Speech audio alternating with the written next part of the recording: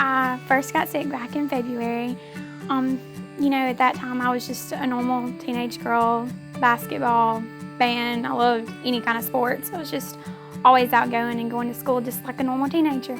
And I just woke up one day sick and thought I just kind of had a virus and stuff because I was just throwing up and I wasn't feeling very well. Wasn't getting any better, and we went to a whole bunch of doctors and none of them could tell us anything. And then I was finally sent to Batson Children's Hospital in Jackson, Mississippi. And I stayed there for a week and was diagnosed with gastroparesis. And gastroparesis means it's like when your stomach doesn't really work correctly. So with a normal stomach, you have like a vagus nerve in there that like pushes food through when you eat. Well, in my case, when I eat food, I just kind of sits there and I just get sick. And so I went for like 4 months without eating, but I thought that was going to be the end of the world because I just love food so much. And so I went home and they gave me a bunch of medicine and a new diet plan and stuff like that, and wasn't getting any better. I was diagnosed with small fiber neuropathy and POTS syndrome along with that. And to sum a lot of that up, it means that my autonomic nervous system's messed up. And your autonomic nervous system controls things your body automatically does, like eat, sleep, blink, breathe, stuff like that. And when that's messed up, it messes up a whole bunch of stuff. It got to where my muscles weren't really working right and my joints weren't able to like hold my body weight up. Even when my mom would try to like move me, my knees would just kind of like buckle and I wouldn't be able to hold myself up at all. And I started getting a lot worse and new things started happening and a lot more symptoms and stuff. I was diagnosed with AAG. The long term is autoimmune autonomic ganglionopathy. That's a really long word, so we call it AAG. And it just means that my body has actually created these antibodies that are attacking my body itself. I ended up in the ICU after that because I had completely stopped breathing. My lungs just weren't working correctly, and I was doing a treatment called plasmapheresis. It's where they take like all your blood out and like filter it through this machine and then push it all the way back through. And God brought me through that.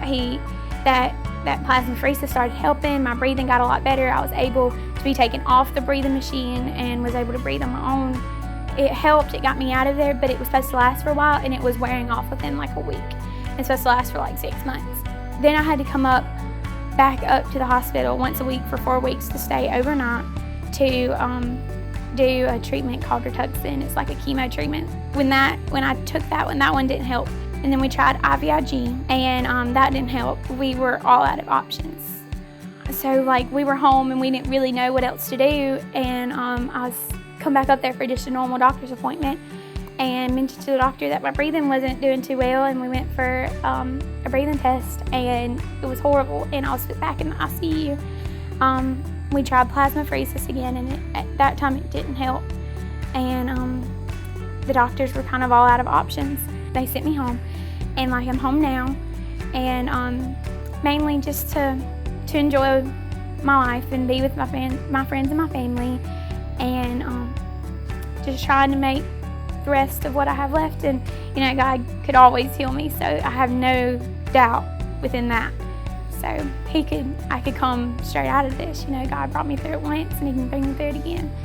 Right now, I'm just kind of talking at several churches and just trying to let every bit of this testimony that He's given me be used for His kingdom, and just trying to let everyone know what God's done for me and what He can do for them too.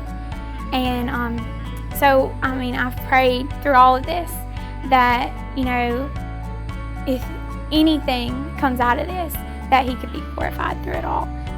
Every time my doctor calls and I'm still alive, he's so astounding just to know that I'm going, and there's no treatment, there's nothing that they're doing to keep me alive. So we know that it's all God. He told me when I was at the hospital this past time that when He was listening to my lungs, that He could barely hear me breathe. He said that most people in your condition laying down in bed that can't talk, they can't really move that much. They have like a breathing tube down their throat and stuff, and I'm still going. And I know that I couldn't do that without God. When he told me that, and he said, I just don't know what's going on, I said, I do. And I remember him telling him in my exact words, I said, I have a God that's bigger than anything I can imagine. And he brought me through it once, and he can bring me through it again. In August 2014, Taylor Morton came and spoke at a back to school bash. And while I was there, I remember him saying, never, never quit. And that's one thing that I've chosen to do, is never quit on life and never quit on God, and know that he's always there with you. So never, ever quit.